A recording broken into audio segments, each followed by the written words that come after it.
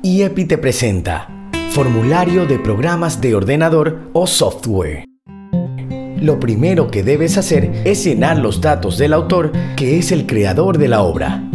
Luego, poner los datos de la obra como su título y, si esta es individual, en colaboración, colectiva, etc. Indicar el titular de la obra, que es la persona que tiene los derechos de la obra, ya sea el mismo autor, la persona a quien le han cedido los derechos, la persona que encargó realizar la obra o el empleador cuando la obra se realiza en relación de dependencia. Presentar los elementos del programa de ordenador adjuntados. Agregar los datos del productor. Y finalmente, datos y firma del solicitante.